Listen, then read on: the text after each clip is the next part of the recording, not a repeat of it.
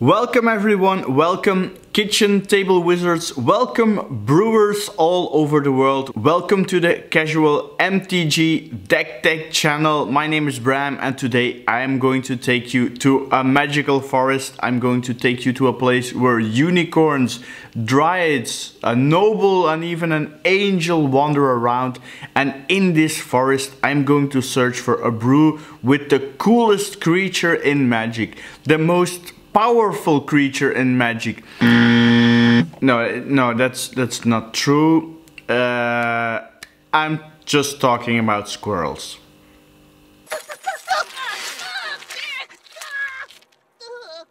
Also, don't forget to subscribe, hit the bell notification if you want to have an update when I post my next video. And of course leave a comment below. Also super cool to see you guys interact and give me some new ideas for decks to post. Our good friends at Card Market are still supporting my channel and they gave me some vouchers to share with you guys. So the only thing you have to do is subscribe and I will do a small raffle and give away a voucher very soon. Now, I personally never brewed a squirrel deck. And recently I was walking into one of those deep forests, a nice place, and I met a hermit. I had a nice conversation with the chap. It was a bit weird, so I thought who better to ask for some advice to brew a squirrel deck than a deep forest hermit. Now, the connection is going to be a little bit unstable, but we are going to try to call live in this video the Deep Forest Hermit to give me some advice on building a squirrel deck. Alright, Mr. Hermit, hello. Nice for you to join me. Why would we decide to build a squirrel deck? It is such feeling comes and you simply do it. Okay, maybe I'll rephrase the question a little bit. How would you advise us to start building a squirrel deck? Always spontaneous. And it has no causes. It simply is the way it is. Okay, so you mean we build a deck without a win condition? Without a cause?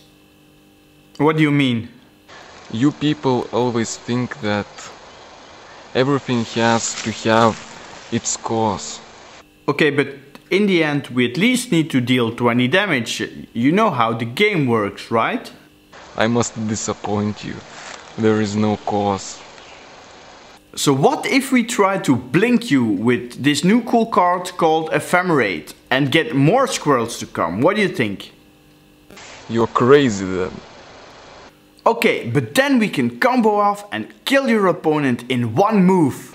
Not only one move, but 5 moves. So you prefer to play like a more grindy mid-range game? And then you can go and do the things that you would never do.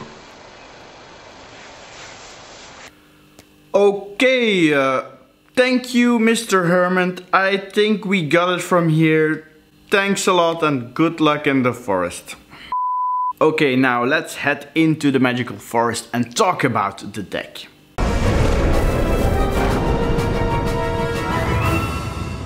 As always, let's start with the land base. I play 11 forests. I can already see the squirrels hopping around in this one, but I also play 6 plains. And for the art, I choose the beautiful art of Miss Danner. Subscribe if you like the art of the plane.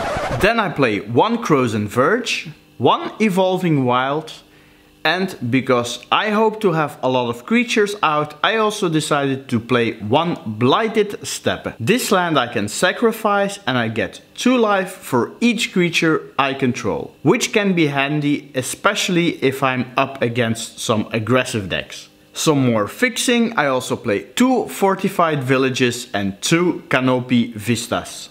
So this was the mana base. Now let's head into the forest and see what creatures are roaming around.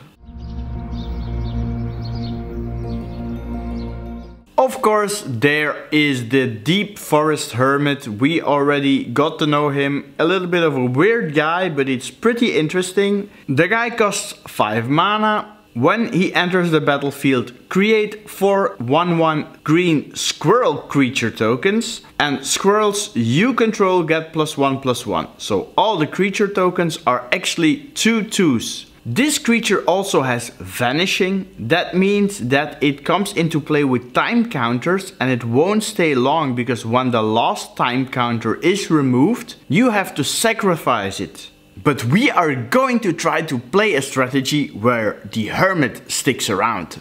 Another great creature in the forest is of course a Good Fortune Unicorn. I play 2 in my deck. It's a new card from Modern Horizons. And whenever another creature enters the battlefield under your control, put a +1/+1 counter on that creature. Remember, all the squirrels that come into play, well, they enter the battlefield and they enter the battlefield with a +1/+1 counter on that creature if we have the unicorn in play. Now, I was telling you we need the Hermit to stick around and enter the battlefield actually as much as times as possible. And we can do this by blinking or flickering the Hermit. Because when it comes into play, it will come into play with the 3 counters on it. And it will create all the squirrels. So we will try to have him enter the battlefield multiple times, so that he remains for a longer time and creates more squirrels.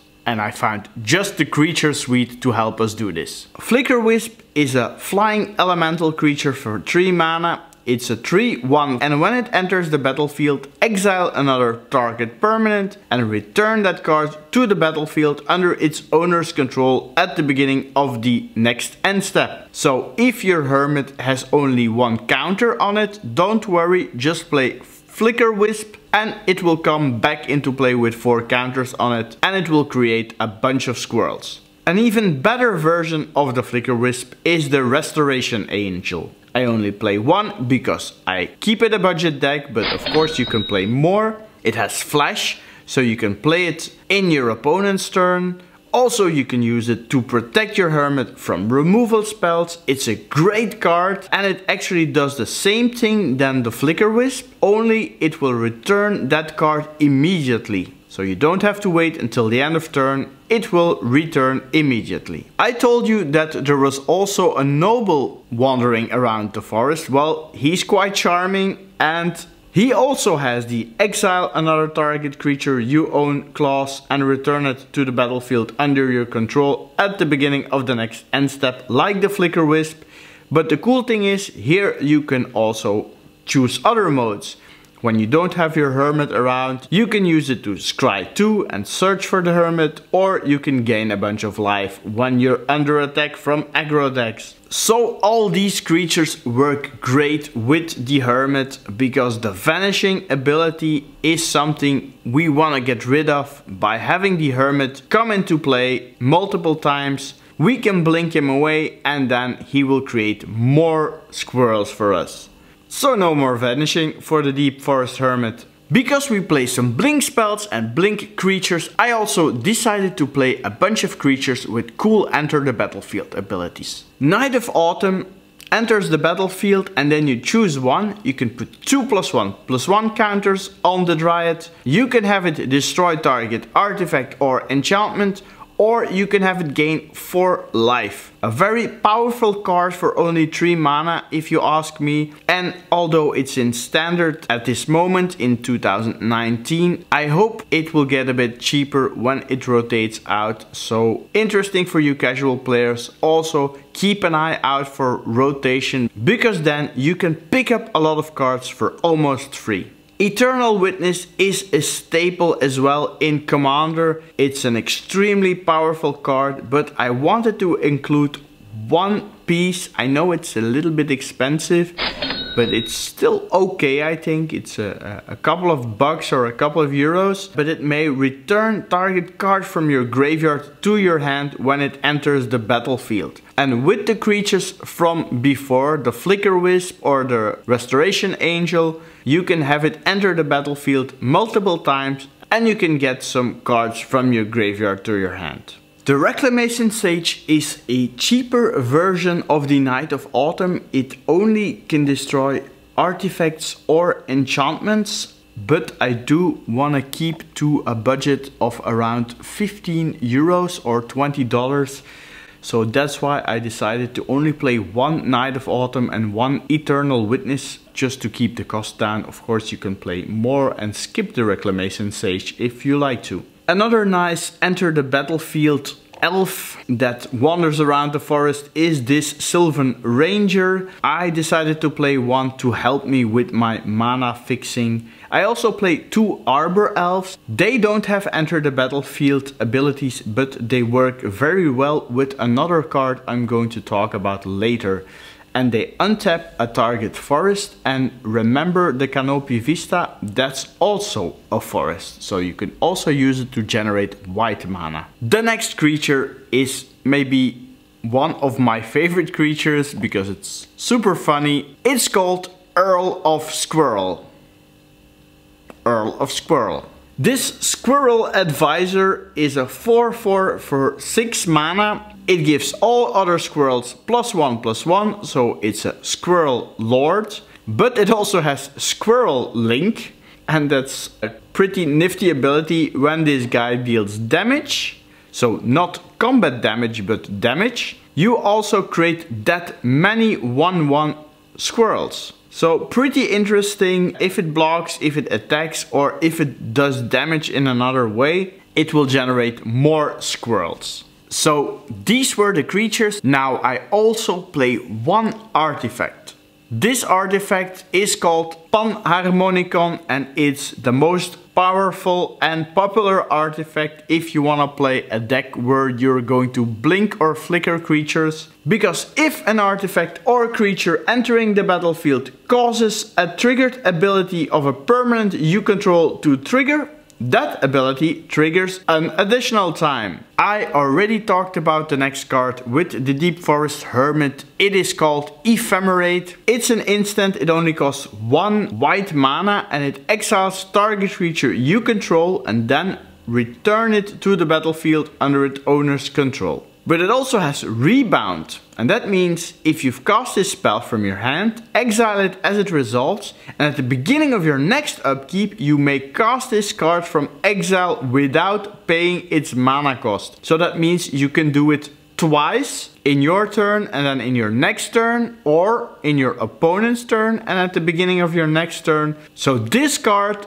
with the Deep Forest Hermit, that's a lot of squirrels, and I told you the Deep Forest Hermit is not going to vanish. With Ephemerate he will stick around. And this is the way life should be. Some other spells I play for the mana fixing is a Rampant Growth and also a Flower and Flourish. Both search for or a basic land or a forest or plains. And with Flourish I can also use it to give all my squirrels +2/+2 until end of turn. Now the Deep Forest Hermit is really the key card in our deck, and I really want to play it, so we added some ways to search for it. Eladamri's Call is an instant that costs 2 mana and you just search for a creature, reveal it and put it in your hand. And then there's one of my favorite cards, Shared Summons. It does the same, but it searches 2 creature cards with different names. So it can search for a Deep Forest Hermit and one of the creatures that flickers the Deep Forest Hermit, or you can get a Deep Forest Hermit and an answer for a threat. So a very flexible card that helps you get the squirrels onto the battlefield. As squirrels are friendly creatures, I also included a Camaraderie into the deck. Camaraderie is a 6 mana sorcery, and you gain X life and draw X cards, where X is the number of creatures you control. Creatures you control get +1/+1 until end of turn. So a great card if you have a lot of squirrels hopping around. We also have one card a little bit against the control deck or for moss removal, and it's called Borne Defenses. It has all your creatures gain indestructible until end of turn, and also it has populate, so that means it adds an additional squirrel to the battlefield if you already have some squirrels out. Now remember the Earl of Squirrel? Yes, the Earl of Squirrel works great with a fight ability. That's why I included Dromoka's Command and also a cheaper version, Pounce. Now on to some enchantments. I play Gaia's Anthem. It's a great card that gives all your creatures +1/+1, and because it only costs 3 mana, I included 2 of them. I also play 1 Valor in Akros, and okay, it's a complete flavor fail, yes, but it's so good in this deck that I needed to tell you about it. And wait just a little bit, I'm going to tell you a little bit how this works with the Deep Forest Hermit. But first, some other enchantments. I play 1 Evolutionary Leap to sacrifice squirrels to search for more creatures, and also 1 Squirrel Nest. And this last one works very well with the Arbor Elf. And in the maybe board I also put a combo in with the Squirrel Nest. Then I also decided to play 1 Planeswalker. The idea of playing Huatli the Radiant Champion is to plus it 1 time and then use its -8 ability as soon as you can, because then you get an emblem. Whenever a creature enters the battlefield under your control, you may draw a card. And as you know, we have a lot of squirrels entering the battlefield. Okay, now let's talk a little bit on how this deck plays and a powerful play that it can do. On turn 4, you play a Valor in Akros. The next turn, you play a Deep Forest Hermit with a bunch of squirrels. And then on turn 6, you decide to play or an Ephemerate or a Restoration Angel. So, the Ephemerate will blink the Deep Forest Hermit. It will automatically come back into play with 3 time counters on it, and it will create 4 more squirrels. But all those squirrels enter the battlefield, so they will give all the squirrels +5/+5. Because you have a Deep Forest Hermit entering the battlefield plus 4 squirrels. So that means that your existing squirrels that can attack now get +5/+5. They also get +1/+1 from the Deep Forest Hermit. And if we do the math, you have 4 7/7 squirrels that you can use to attack for, yes, 28 damage. Oh yeah. Did you remember that Ephemerate has rebound? Meaning on the next turn you can do it again, and then you can swing with 8 squirrels for, let's say, 56 damage. Squirrel for the kill. Now this is the way I wanna attack my opponent. To end this deck tag, I wanna quickly head into the power rankings.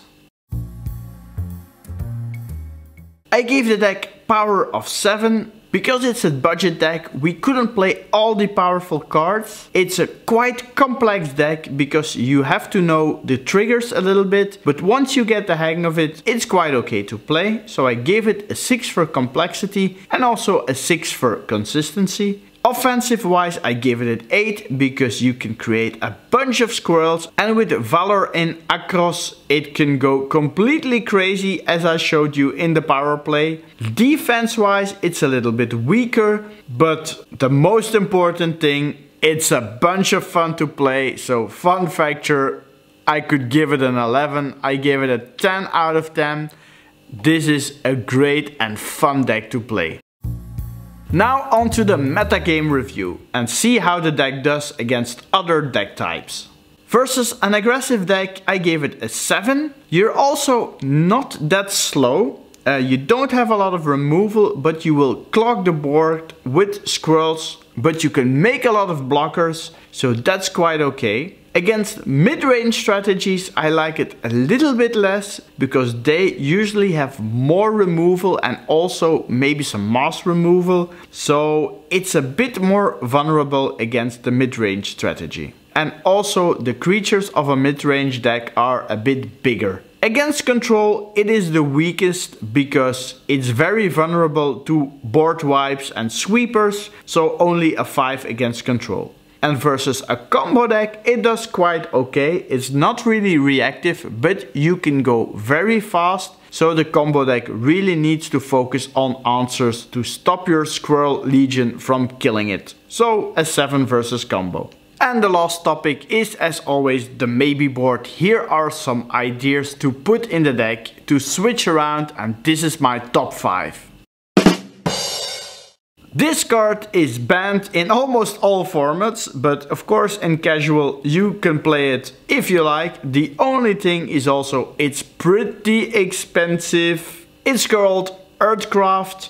It says tap an untapped creature you control and then untap target basic land.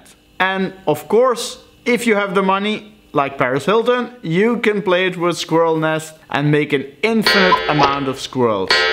Number 4 goes to the Frozen Beast. It's a 1/1 for 4 mana, but it's a squirrel, so it has threshold, and when you have 7 or more cards in your graveyard it gets +7/+7, so it could be a very fat squirrel. It's just a fun card I wanted to include for you to know. The following cards are fight effects, but they work one way. Wizards call them bite effects, and it's mainly because of the card Rabbit Bite. Target creature you control deals damage equal to its power to target creature you don't control. I of course want to play all these cards with the Earl of Squirrel, because then you can make a bunch more squirrels.